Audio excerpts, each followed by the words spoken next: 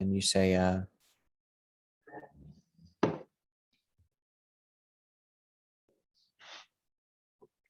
Start, Florent.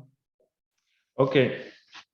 Hello, everyone, and welcome to our panel session entitled Writing the Blueprint for Rice Self-Sufficiency in Africa, a timely and imperative deal room discussion of AGRF 2021, looking at needs, shortfalls, and futures of the most important food staple within our societies, rice.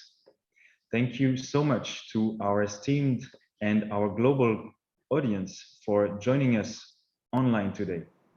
My name is Florent Clair, and I am the head of partnerships for sustainability for West and Central Africa at UPL. We are hosting this as a 100% virtual event, and we hope to have some room for discussion at the end. So please do use the chat box facility to ask any question, make any useful comment, or even just share where in the world you are joining us from today.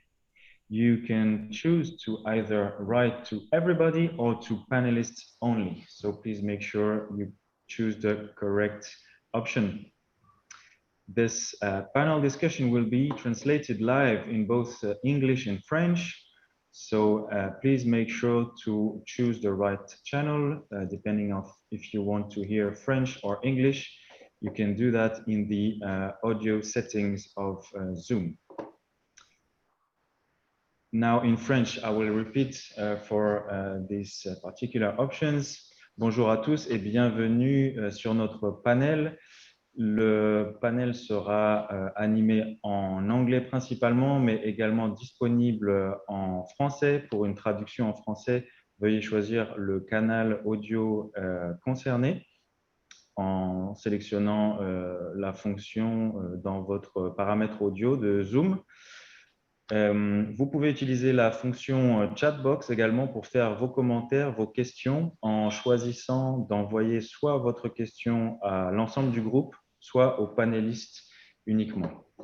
Donc, merci de choisir l'option que vous préférez. So now, back to English. Allow me a few words of introduction just to open the session officially. So, over the last year, food systems have been tested and tried like never before. Across agricultural supply chains, smallholder farmers, large-scale farms, distributors, trade bodies, and governments have faced new and unrelenting challenges as the scramble for vital commodities has swept across the world.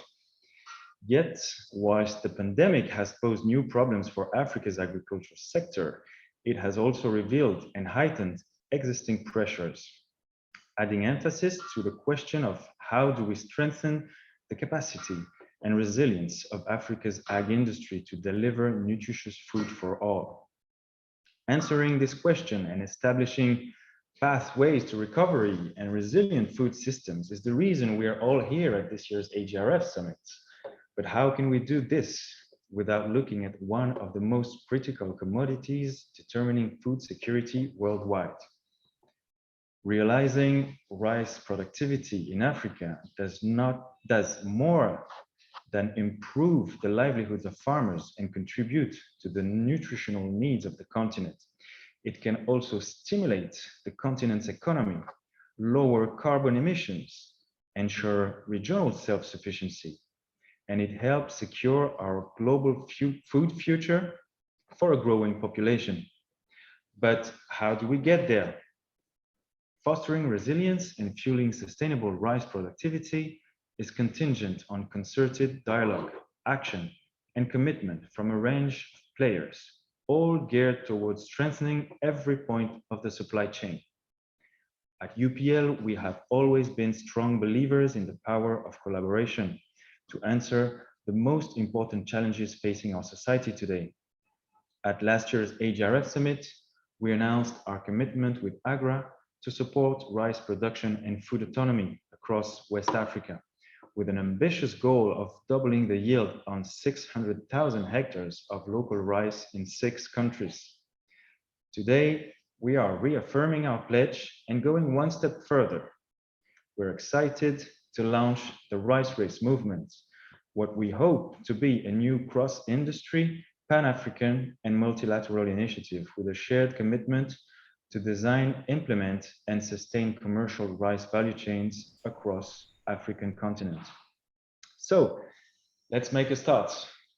We are joined here today by experts from farming to finance, policy to politics, and technology to offtake, who share our vision to create commercially viable rice value chains that move produce from paddy to plate efficiently and reliably. As a part of this deal room discussion, each of our guests will outline their challenges, shortfalls, and needs in a bid to stimulate constructive dialogue and facilitate new commitments and new collaboration with our partners in the room. So, to kick off this session, we're going to look at the macro level situation of the sector. And for that, I would like to give the floor to our first guest, Dr. Fadel Ndiame, who is Deputy President of AGRA and has been closely involved in the work in several initiatives for rice sector stimulation on the continent. So I want to ask him to share his insights on the general situation of the African rice sector as we speak, with a particular focus on remaining challenges and key priority actions at the different levels of the value chain if we want to achieve that vision of self-sufficiency. Dr. Fadel, the floor is yours, please. Thank you, Florent, and it's really good to be here. I'm happy to see my friends Atsuko, Abdullah Traore, Aka, Ibrahim. It's really a pleasure to take part of this discussion. Greeting from Nairobi. But let me start by acknowledging all the excellencies, honorable ministers, and ladies and gentlemen listening to us. And I think, as you put it, Florent, today we shall be reflecting on the challenges and opportunities that are facing the rice sector on the continent. To the point you made, it's probably one of the most important commodities in Africa, but especially in West Africa. And I think it would be important to reflect and think through what should be the priorities to really shift the situation from the current position of net buyers of rice, net importers, to a situation of gradual self-sufficiency through import substitution. I mean, you need a gradual process. But ultimately, the vision and the ambition is not only to be self-sufficient, to attain food sovereignty, but also to be a net exporters and create wealth. Now, that's basically what is at stake. Now, but I think we need to start with the context and some facts, and you alluded to earlier.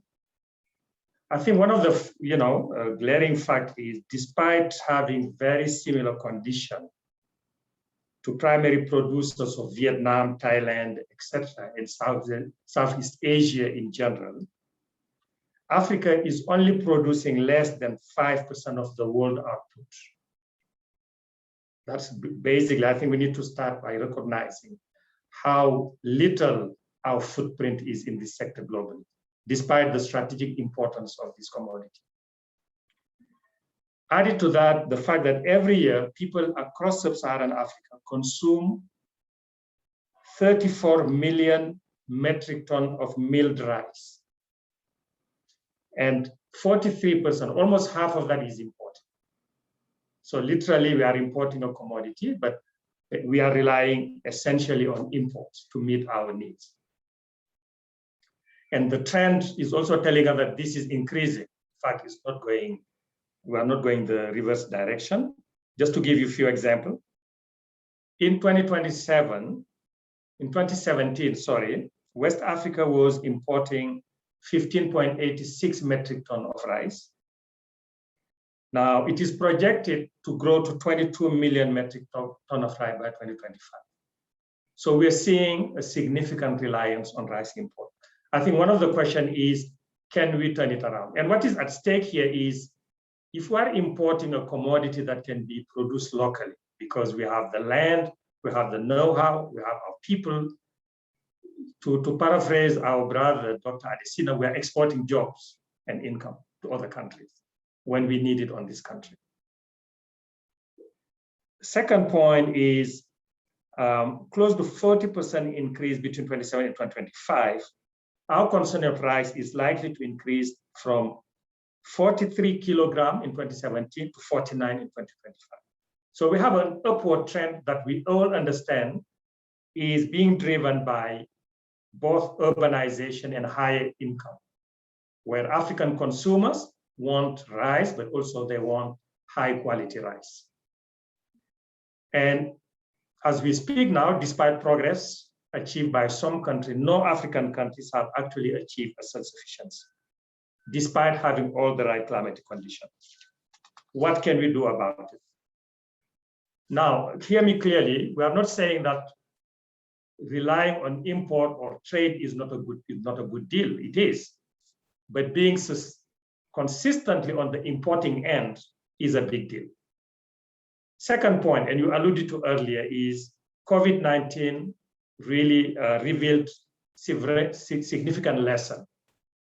I think we all know the disruption that was brought into the supply chain, which also led to significant increase in consumer price of rice. And the mechanism through which has happened is decrease in importation.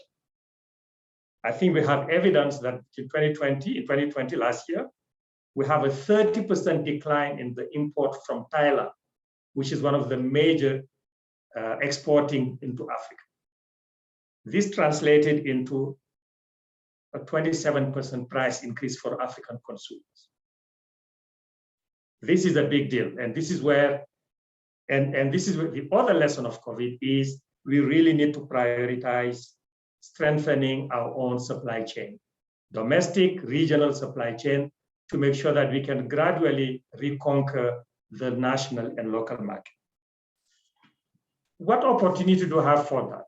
And I think, this is a very known fact. Generally, we brag about the fact that we are sitting in the biggest untapped natural resources for food production, 130 million hectares of inland valley suitable to rice production. And we have not even cultivated more than 10 million hectares. So you have land available. We also know, thanks to the good work done by many institutions, including African Development Bank, Africa Rice, AGRA, and others, there have been some significant gain in terms of productivity through introduction of appropriate varieties, good agronomic practices, improvement in the value chain, etc. So we believe, I think, from that point of view, it is reasonable to think that when the right conditions are met, we can actually enhance the productivity of production, of rice production in Africa. But the big challenge is competitiveness. It's not only a matter of producing more, we have to produce more at the right quality, with the right frequency, at the right price. And this is what it will be extremely important to hear what the experts who are in this panel today. So very few words before I get back to you, Florent. I think we have some good, there's some factor working for us. As I mentioned earlier, rising income and urbanization are driving rice consumption. But we also know that there is a concern for quality.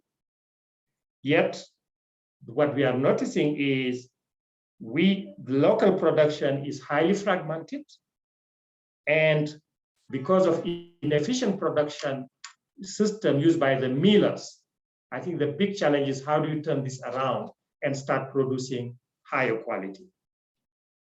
Just to give you an example what is at stake, from the number we have in the ECOWAS region, if we were able to meet the quality standards that are demanded by African consumers, this could yield into $4.5 billion in annual saving, because as of now, we are using hard-earned currency to import rice.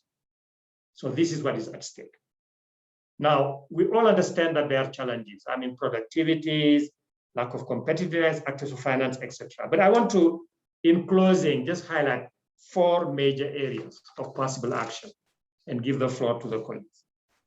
Firstly, we all know that for us to meet the challenges of production of this magnitude, we cannot continue to rely on red-fed agriculture. As we say, plant world needs water, not rain.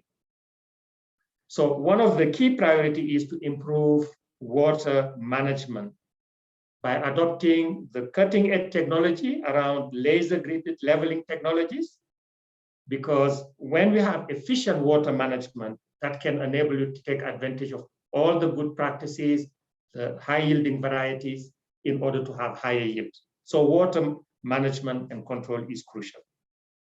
Second point is to address the issue of transaction cost and quality. The principle of co-location of rice production with rice processing.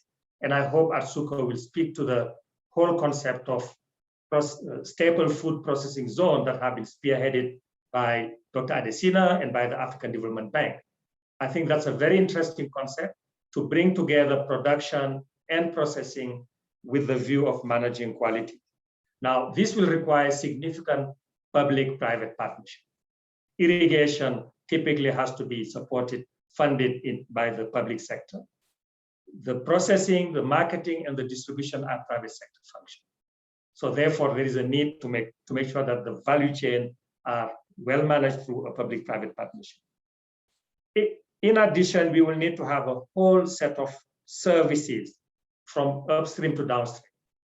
You know, mechanization services, retailing, marketing, all of these would be private sector driven. And I think we can take good advantage of the digital technologies and some of the, breakthrough, in management of supply chain that we are seeing now, especially that have been accelerated with COVID. I want to end with one major point is policy and regulation. Typically, African countries tend to protect the law. I mean, we all understand the young industry argument, using tariff to make sure that you make import a bit more expensive.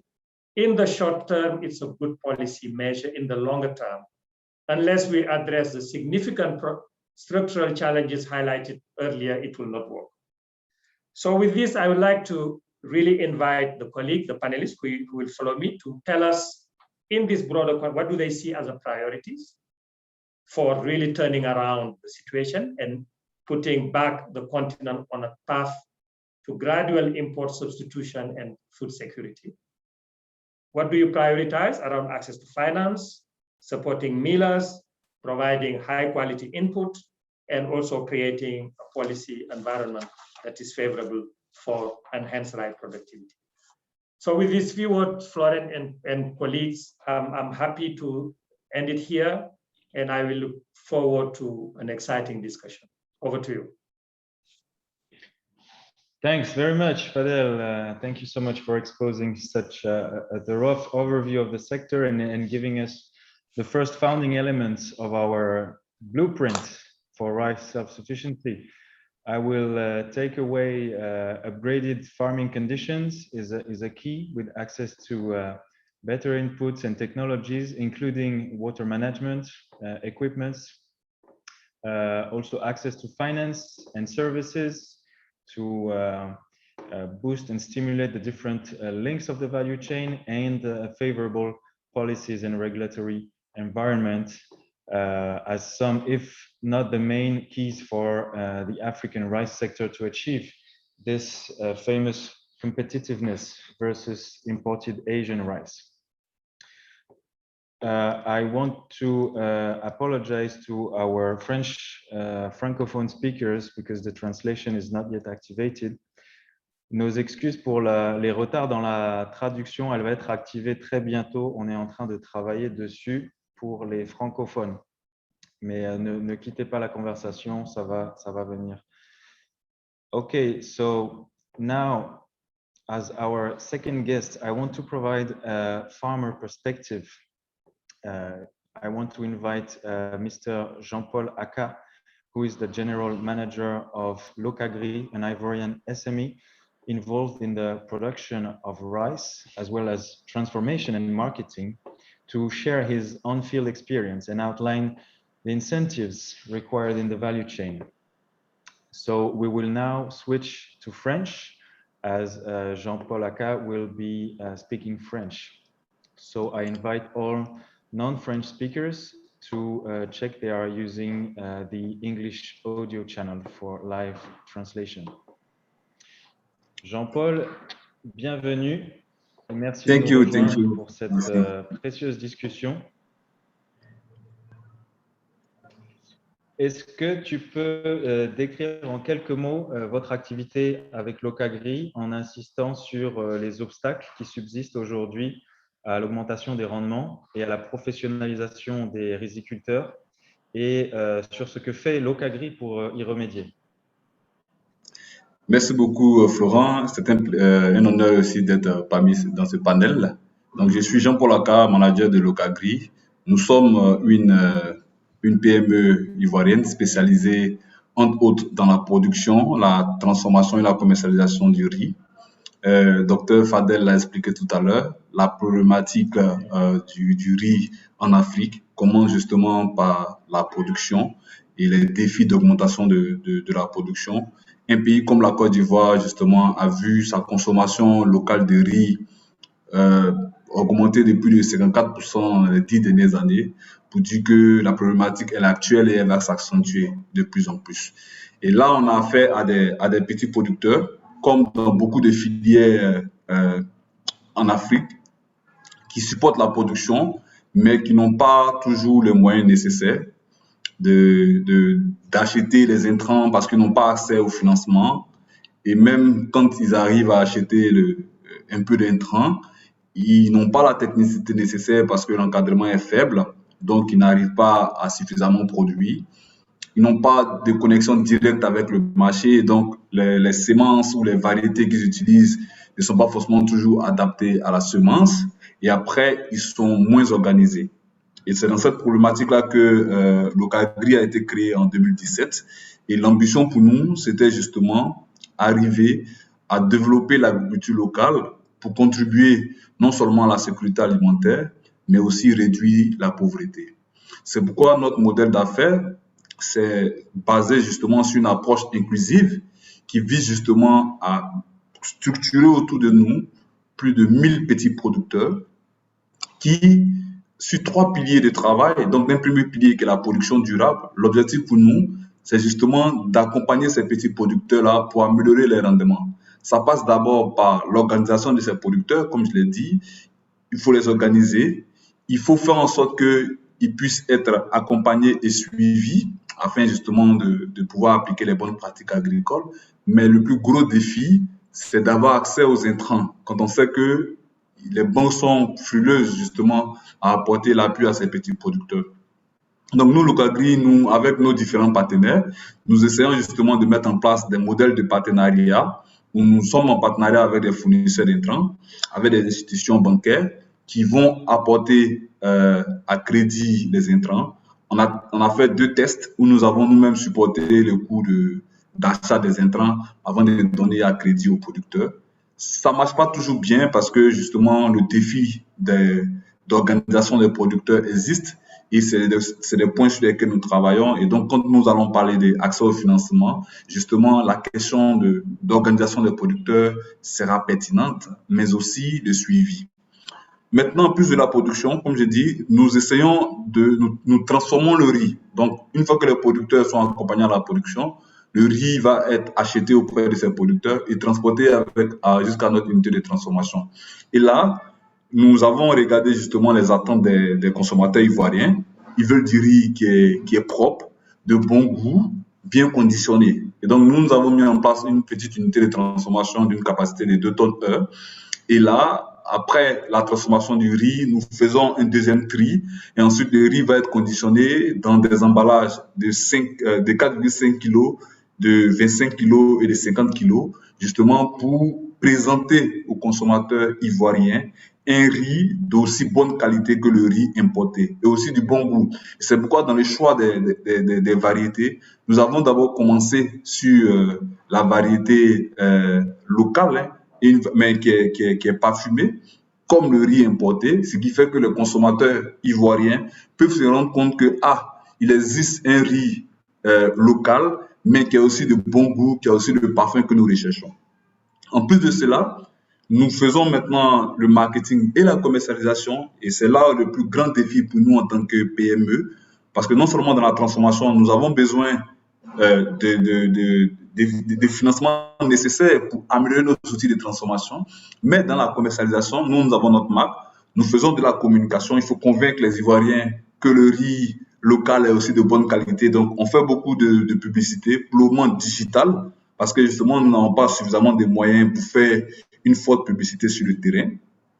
Et à la fin, l'autre défi, c'est comment emmener le riz auprès des consommateurs. Donc, il faut avoir des points de distribution.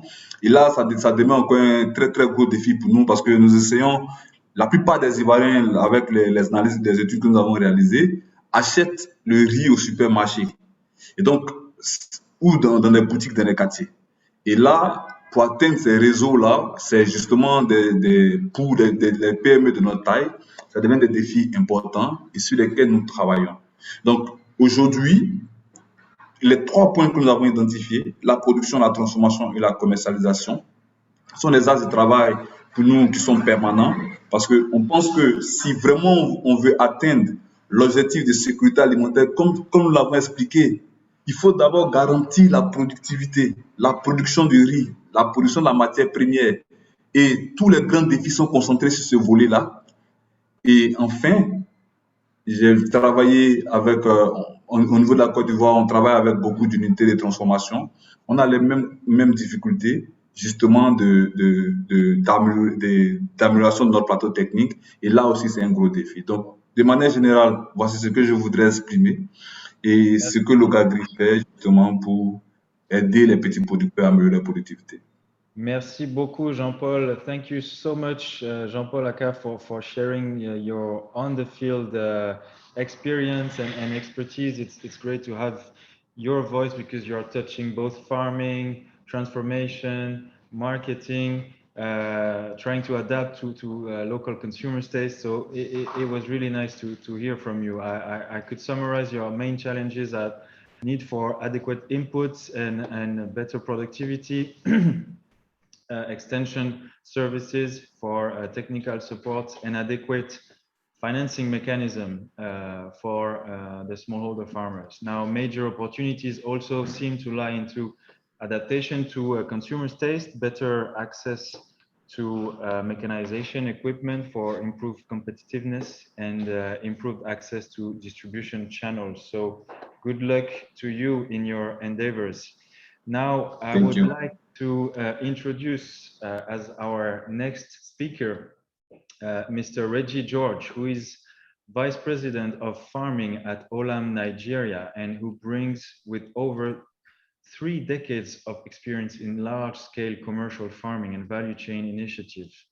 So, Reggie, your voice is really interesting here as Olam is both involved in rice farming at large scale and also rice trading globally. So could you please describe in a nutshell your experience in sourcing and producing rice in Africa, and tell us if you think African grown rice can ever compete with products from Asia?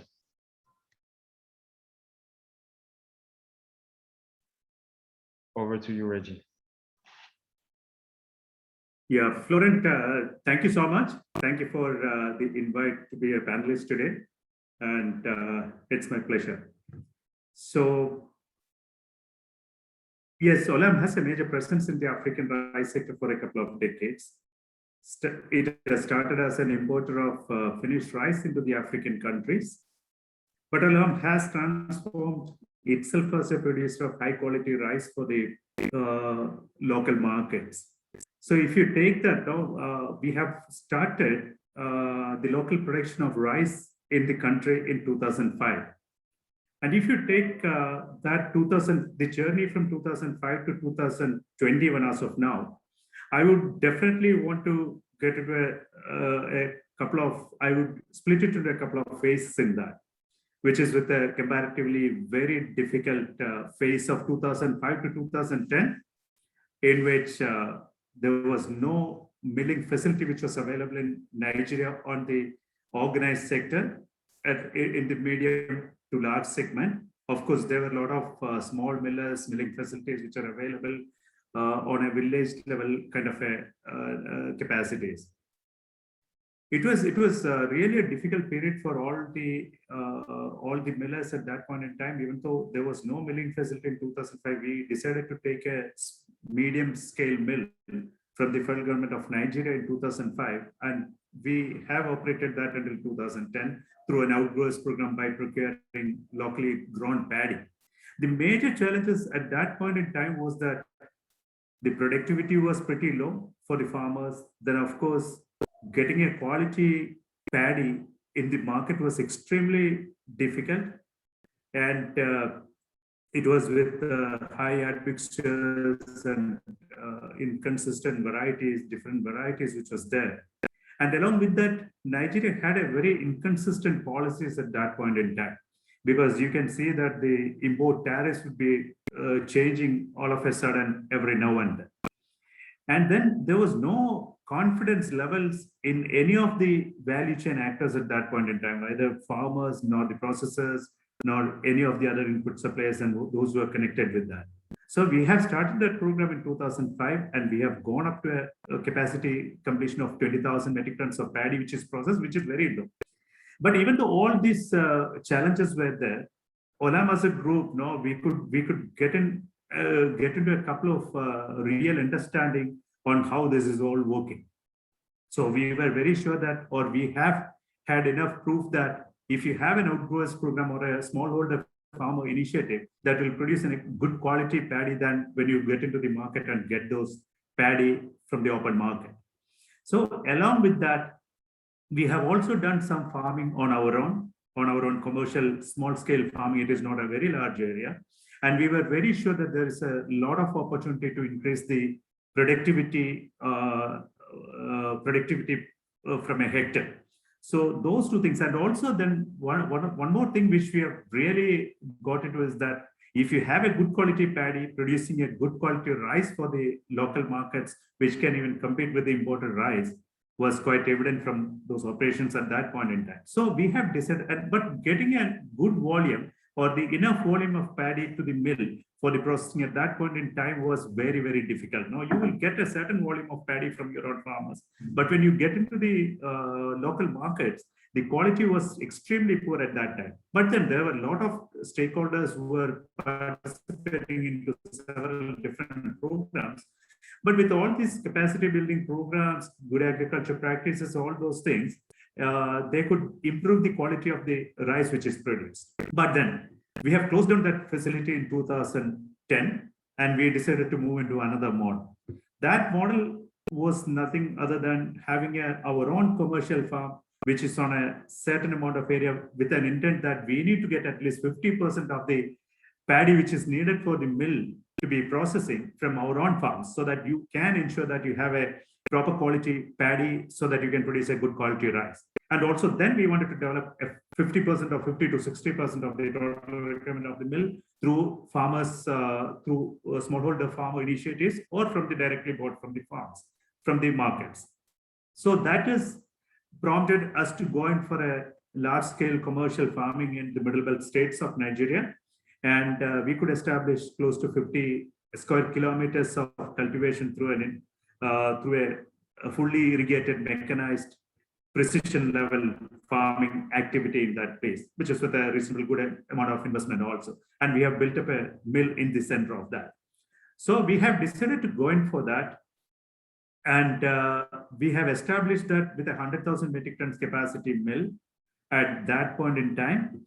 And we have started producing from this 5,000 hectares into 2 seasons. And also Nigeria as a country also at that point in time between 2010 to 2015 has started to have good policies also. Good policies in the sense farmer-friendly policies, and also there was at least a consistency in the policy. And then there were a lot of new initiatives which has come up in the form of supplies of imports, good seeds, and all these good seeds, fertilizers, all those things for the farmers on a very large scale. So that was a phase in which we had certain percentage of production within the country for catering to the domestic markets. But then we have come into the third phase of it, which is the ongoing phase in which we have decided to go in for expansion of our milling facilities, milling capacities. So between that time, one of the major changes which has come into the country also is that it was in the form of the policy changes which has come up. And there was an import restricted policy which has come up and which was consistently followed. But even then, there was a lot of cross-border trade which was happening. And so that was not, even though there was a lot of improvement which has happened in the form of getting an excellent price for the farmers' produce within the country. And then there were a lot of milling facilities which has come up. And all these put together, Olam also has got into a situation that we wanted to expand our milling capacities. So we have decided to go in for an increased number of farmers as part of these programs. And we got into a large scale sort of an outgrowers program. In fact, we were into a major tie-up with different stakeholders like AFAD through the value chain development program of the federal government of Nigeria.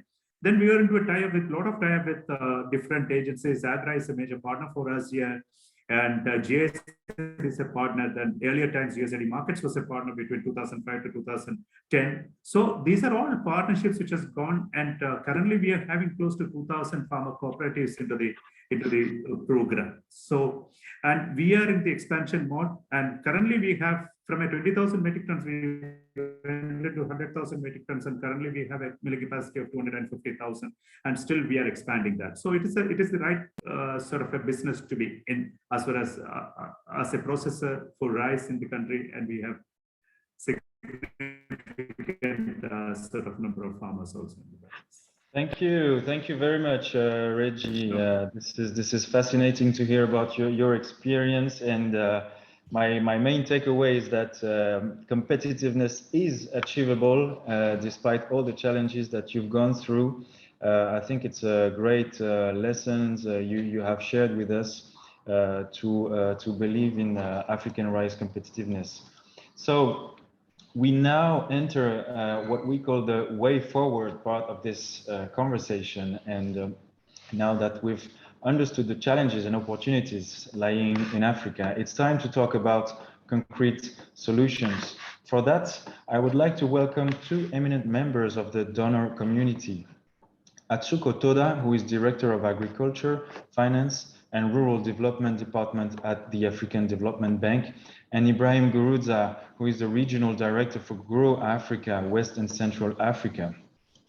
So Atsuko, if you allow me to turn to you first, from a finance institution perspective, what can we do to incentivize the local banking sector to support rice farming, rice transformation, and marketing businesses locally in Africa?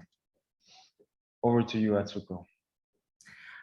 Thank you so much, Florent. And it's a great honor and pleasure to be coming after Fadel, John Aka, and Reggie. So thank you so much for putting us together. And I think that this conversation really helps us to understand the importance of the rice sector and what we can do about it in West Africa. So with regards to access to finance, definitely for the rice, the SMEs and the farmer organizations, finance is one of the largest bottlenecks. When it comes to larger companies like Olam, of course, they have access to finance, and there are a number of government programs. But when it comes to farmers that want to purchase inputs or mechanize their production, for the smaller millers that want to buy equipment and are wanting to expand storage, for off-takers that are looking for working capital to buy rice at the time they need it to process, in a nutshell, there's limited credit and financing at each segment of the value chain. So what people say is that outreach to all these segments is challenging because of the collateral requirements, the lack of track record, the smaller ticket sizes.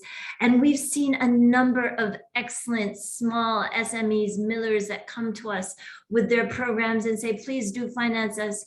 But it's relatively difficult without the track record because of the high transaction costs. So in terms of finance, we really need new resources. We really need new financing products. We see that embedded finance by value chain partners like Olam, like some of the larger financing, larger agribusinesses possible, and also direct financing to farmers from financial institutions like SACCOs, like MFIs can work. However, there needs to be much more assistance to promote asset collateralization, including warehouse receipts and other different programs. We've been looking at the financial intermediaries that can reach these different segments of the value chain, especially when it comes to the smaller players. And we do see a number of social lenders and impact investors as one bucket. We see another bucket which is arising, which is some of the public development banks, commercial banks. And we also see that really it is important to play with the larger aggregators and agribusinesses. The point being that there is a larger financial ecosystem that we need to bring on board. And that's why I'm so happy here today to hear about the rice race, Florent, the whole idea of bringing these different partners together. As development finance institutions like the African Development Bank, we really need to catalyze more blended financing. We need to find ways to de-risk so that we can channel more of this financing to these financial intermediaries that I mentioned that can reach out to the segments that we were speaking about.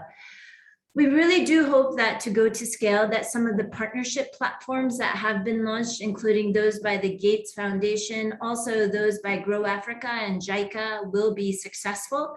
We really look forward to ensure that public and private sector players are together on these platforms and to support those. It's very important for governments to be very clear about the targets that they're setting. In West Africa, a number of governments, including Ghana, Senegal, Cote d'Ivoire, have shown the targets, including Nigeria also, that they are setting. But with these targets, we can all reach out together to be able to help the government through public, through private, to be able to reach them. And we really look forward to being part of the rice race so that we can reach the goal together. Thank you so much. Thank you, Atsuko. Thank you for such an enthusiastic vision, and thank you for joining the rice race.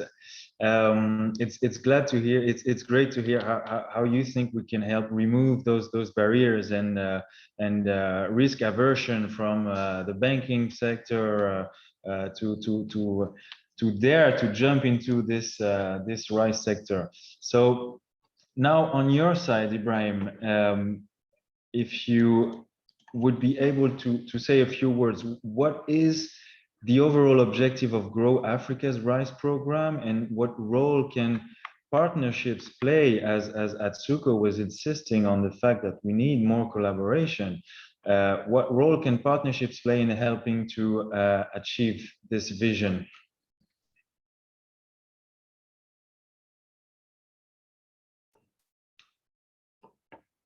Ibrahim? Ibrahim, I think you could be on mute, perhaps. We can't hear you.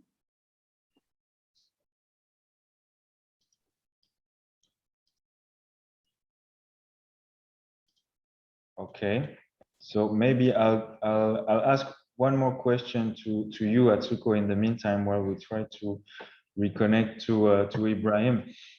So you said collaboration is necessary, but how do you think we can really scale up now these interventions? Because we know some pilots have been successful, but a lot of local banks and still are really adverse to financing this particular rice sector, because this value chain is not very well organized yet. So how can we scale up these interventions? What are the concrete financial mechanisms to de-risk that value chain? Thank you so much, Florent. Thank you so much, Florent. I think it's really by working backwards through targets. Bankers in general would like to see the integration with different parts of the segment. So once you have the integration between, for example, SMEs and the larger off-taker with the smallholder farmer, it kind of de-risks because it structures more strongly the value chain. So number one, the ecosystem play is quite important. And that's what I understand the rice race to be. That's what I understand some of these other ecosystem partnership platforms to be. We need to show what the targets are. We need to identify those bankable portions. We need to focus on those first to be able to move the other players. And I believe that financiers that are ready to come with regards to putting together And this is what the African Development Bank is trying to do now, is to mobilize this blended financing. We need that catalytic financing for the first loss piece to be able to reach out. I really look forward to having a much more cohesive conversation around those targets. Thank you. Great. So building ecosystems, everyone, we need ecosystems for the financing sector to follow us.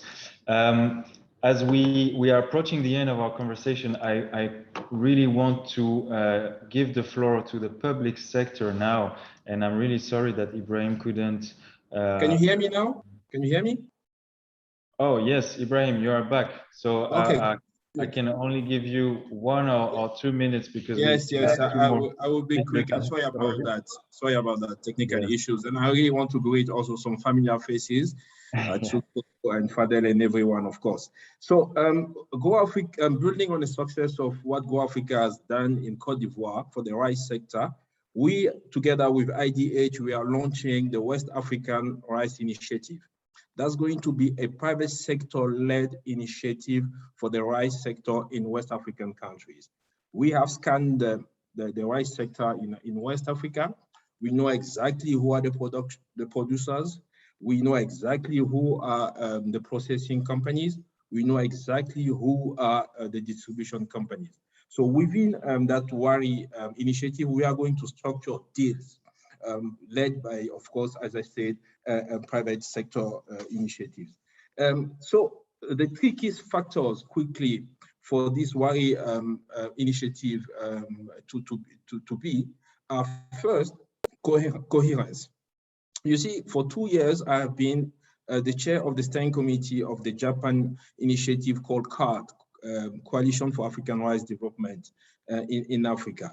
So one of the key issues which kept on coming back was the lack of coherence in terms of initiative on the ground. So we think that in this WARI initiative, coherence will be one of the key success factors. And here, government has a role to play in order to bring this coherence from different actors. Two, it's synergies.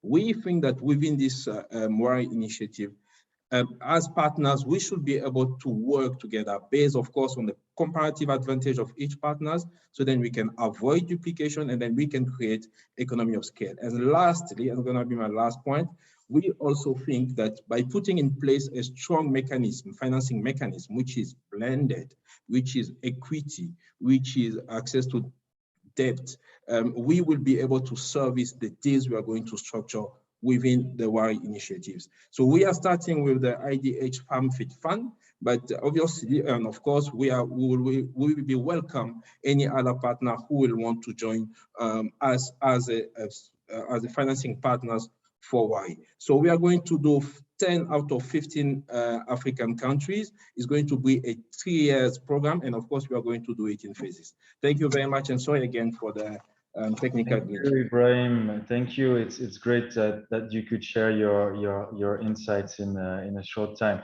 So as you told about the role of governments, of course, they are very key to building valuable and viable value chains. So it's now my great pleasure to welcome a representative of the leading agency for rice sector development in Côte d'Ivoire, Mr. Aboubakar Traoré, who is the Director of Valuation Support at AGRA. So we will now switch back to French. So I invite all non-French speakers to check they're using the English audio channel. Monsieur Traoré, merci d'être avec nous aujourd'hui. Pour commencer, est-ce que vous pouvez décrire en quelques mots comment le gouvernement de Côte d'Ivoire crée-t-il un environnement favorable à la riziculture et notamment pour le développement d'entreprises privées? Ok, merci bien pour l'honneur que vous faites à la Côte d'Ivoire pour participer effectivement à ce panel de haut niveau. Pour aller rapidement quand même à l'essentiel, en Côte d'Ivoire, toutes les enquêtes ont démontré qu'effectivement la préférence nationale, c'est effectivement par rapport au riz local. Et les enquêtes ont démontré qu'effectivement le riz local est arrivé au niveau de la 3e position, ce qui nous a permis effectivement de caractériser le riz de Côte d'Ivoire, qui est un riz quand même assez spécial et qui est apprécié par sa fraîcheur, par son goût, par son parfum naturel et surtout par la tendresse du riz après refroidissement. À ce niveau-là, au niveau de la stratégie nationale, ce que le gouvernement effectivement fait, c'est que nous avons une approche purement une approche marché. Étant entendu que la préférence effectivement au niveau du riz local, donc le gouvernement met tout en place pour qu'effectivement nous arrivons à une production massive. Donc pour ce faire, il s'est agi de mettre en place un environnement qui soit vraiment favorable pour chacun des acteurs de la filière et répondre aux besoins de chacun d'eux. De quoi il s'agit? Il s'agissait effectivement de concéder toutes les actions de production au niveau du secteur privé, dans le cadre de contractualisation, afin de répondre effectivement à deux préoccupations majeures. L'une des préoccupations, c'était effectivement l'accessibilité au niveau des intrants pour les producteurs. Tout à l'heure, ça a été évoqué par l'Agri. Et deuxièmement, mettre en place tout un système de garantie de commercialisation et à un prix rémunérateur. Et également, ce qui a été fait en Côte d'Ivoire, c'est que nous avons subdivisé le territoire en pôles de production rizicole. Et donc, au niveau de chaque pôle de production rizicole, vous avez un opérateur privé que nous appelons un leader de pôle. Et le leader de pôle, en fait, c'est un agrégateur et qui a la responsabilité des flux matières et des flux financiers. Ensuite, l'État s'est engagé à ne jouer que effectivement son rôle régalien. Et ce rôle régalien-là, il consiste à faire quoi? Il consiste effectivement à mettre chaque opérateur dans un environnement favorable. Et donc, les investissements, qui sont les investissements lourds, notamment en termes de maîtrise de l'eau, en termes d'aménagement, sont du ressort de l'État. Et l'État a mis en place également un cadre normatif et une structure dédiée à la promotion de la filière du riz, qui est l'agence que nous gérons, qui est effectivement une agence complémentaire de régulation, mais dont l'activité principale est centrée autour de la filière du riz et qui travaille dans un cadre de partenariat public-privé pour que le secteur privé porte effectivement tout l'engagement de l'État en matière de riz. L'État s'est engagé également à mettre en place effectivement toute une trame industrielle constituée de petites unités de transformation modernes, des unités moyennes et de très grandes unités. Mais tout ça est mis effectivement à la disposition du secteur privé. Ce qu'il faut savoir également, c'est que l'État a mis en place et a suscité la mise en place d'une interprofession qui réunit l'ensemble des acteurs de la filière. Et également, pour rejoindre également ce que tout à l'heure le frère Ibrahim disait, nous avons mis en place une plateforme qui intervient au niveau du secteur riz, mais cette fois-ci qui agit au niveau de tout le système, tout l'écosystème transactionnel de la filière du riz, qui met tous les acteurs en place, qui permet de porter tous les projets adaptés à la filière du riz pour le compte de l'ensemble de tous les intervenants au niveau de la filière. Maintenant également, ce que l'État fait, l'État signe des accords cadres avec le secteur privé pour les conforter dans leur intervention au niveau de la filière du riz. En termes de mesures spécifiques qui ont été mises effectivement en place, au niveau des mesures spécifiques, nous avons deux grandes mesures. Il y a des mesures purement adaptées à la filière du riz, notamment la mise en place d'une stratégie nationale. La stratégie nationale s'appuie sur le PNIA 2, qui fait effectivement la promotion de tous les secteurs privés. Ensuite, la mise en place d'une agence qui porte effectivement toutes les opérations au niveau du secteur privé pour le compte de la filière du riz. Il y a l'attribution des pôles rizicoles au secteur privé qui leur permettent effectivement d'agir en tant que structure d'intervention directe auprès des producteurs pour effectivement faire les appuis à la production, pour faire la transformation et faire la mise en marché au niveau du riz. Il y a la mise en place effectivement que l'État a favorisé, c'est la mise en place d'un mécanisme de prix. Parce qu'au niveau d'une filière structurée, ce qui est assez important, c'est la mise en place d'un mécanisme de prix qui assure au niveau de chaque acteur un prix rémunérateur. Et ça, c'est effectivement des éléments de garantie dont les banques ont besoin pour effectivement la filière du riz. Il y a la mise en place effectivement d'un environnement favorable à l'émergence d'activités connexes, notamment au niveau de la valorisation des sous-produits et des coproduits. C'est assez intéressant et c'est même très important effectivement pour la gestion des charges structurelles et surtout pour permettre à la filière rizicole d'être compétitive par rapport au riz d'importation. Il y a également la mise en place, que nous sommes en train de faire, la mise en place effectivement de 7 centres de conditionnement de semences. 7 grands centres de conditionnement de semences et la mise en place de 30 unités de transformation de 5 tonnes heure. Mais tout ça, c'est effectivement accédé au niveau du secteur privé dans le cadre d'un partenariat public-privé.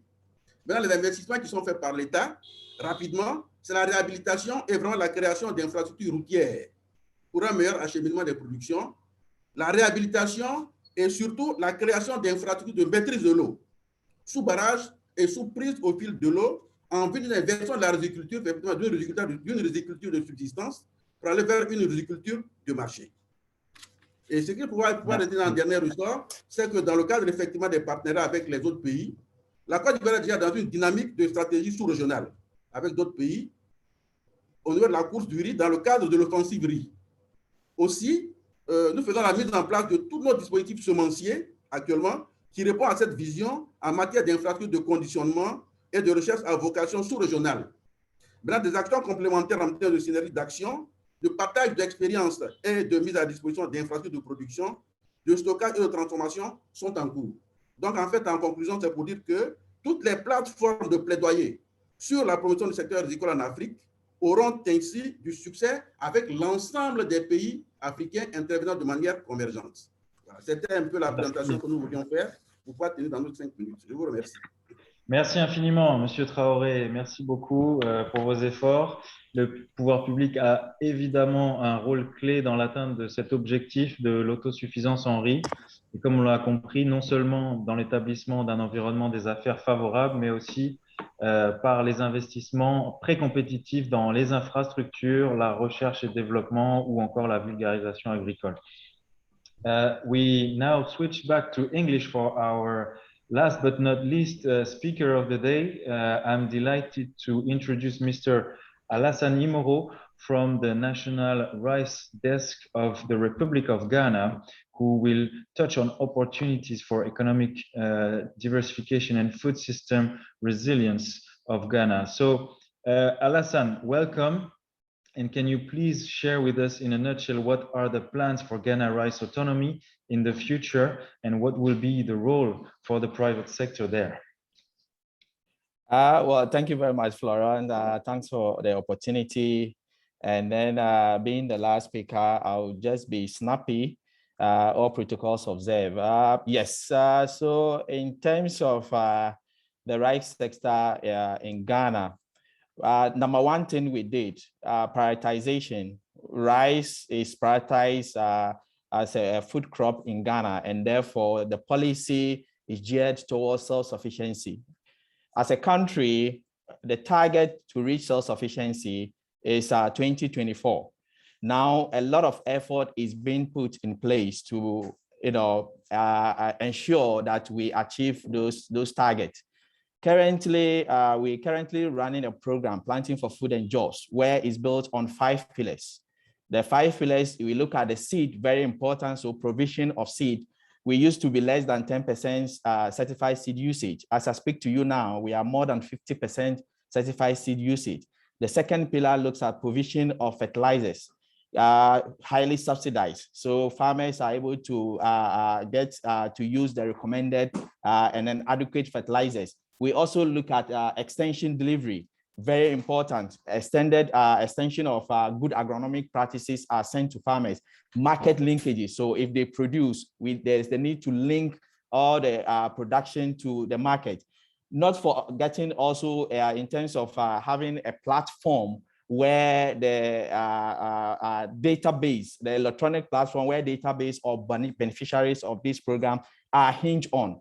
Now, other programs, we also have a number of projects that are being supported by the development partners. We are also hooked to the CARD initiative. Currently, the objective is looking at doubling rice by 2030. However, Ghana has set our self-sufficiency target to 2024. So a number of effort is being put for us to realize these objectives. In terms of private sector, if you look at the supply of subsidized seed I mentioned, this is being supported by the private sector. In terms of fertilizer, being supported by the private sector. But let me also touch on the issue of finance. We realize that finance has been key issue throughout the speaker's delivery. Now, as a country, we have Ghana incentive-based risk sharing system. The objective of this is to transform access to finance and risk sharing across agriculture value chains.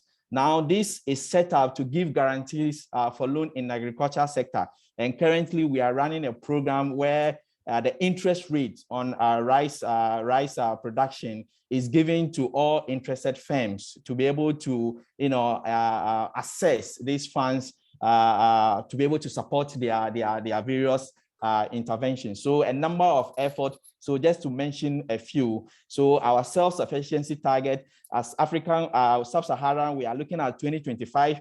But as a country, we've set ourselves by 2023, 2024 we should be reaching self-sufficiency. I must say it's not going to be easy, but with dedication and all the right policies, we are sure to achieve the set target for ourselves. So in a nutshell, that is what Ghana is doing towards attaining self-sufficiency. Thank you, Florent. That's fantastic. Thank you so much, Alassane. It's really great to see how Ghana is committed and innovating for the rice self-sufficiency on the continent. So we have just time for one quick question, and this is directed to Atsuko. So one of the guests, Atsuko, asked, you speak about funding bottleneck, and we ask you if you can summarize again the need for a variety of funding sources for these programs in 30 seconds, please. Thank you so much. 30 seconds. Okay. You know, I really like the example that our representative from Ghana, Alassane, provided. These guarantees for banks to be able to lend to financial intermediaries to be able to lend to value chain stakeholders. I think the blended financing is really, again, important with regards to DFIs being able to reach financial intermediaries, and then agribusinesses, like you heard from Reggie. It's incredible how processors are actually putting their plants close to production, and we have to be able to finance these agri-processors to have more access to working capital. Most importantly, it's government. Government sets the stage, sets the priorities, sets the target, so everybody can rally around them. Thank you. Fantastic. You're really good at that. Very quick and snappy answer. So in conclusion, allow me to use the words of Dr. Fadel Ndiame, who once said that for a sustainable and competitive rice sector in Africa, we need 5 V's. The first V is the vision, a shared vision for a prosperous, efficient rice supply chain, generating inclusive growth and shared wealth. I think we all share this vision today. The second V is the voice. We need to listen to everybody because we don't just want to go fast, we also want to go far. But your caravan will always go at the speed of the slowest cannon. And here I'm quoting Dr. Fadel again. So it's important to avoid neglecting any segment of the supply chain. The third V is the volume. We need volume, obviously, to break even, to be competitive, to meet the targets that we have set. The fourth V is the value. We need to transform that volume into quality for the product and the supply chain to reach that competitiveness that we need. And the last V is the long-term viability that will be ensured by the other 4 V. So on that note, I want to thank all of our panelists for sharing their contributions and recommitting to the needs of this race. Thank you also to our online audience for such a great turnout, and we are delighted that you decided to join us for this important conversation. Let's join forces to accelerate food security and prosperity in Africa. For more information on this initiative, you can go to UPL virtual booth. So please take a look and don't hesitate to contact me or any of my colleagues during this AGRF week.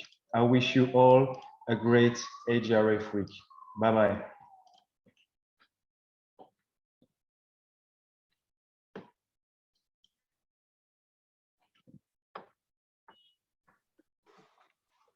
Thanks, everyone.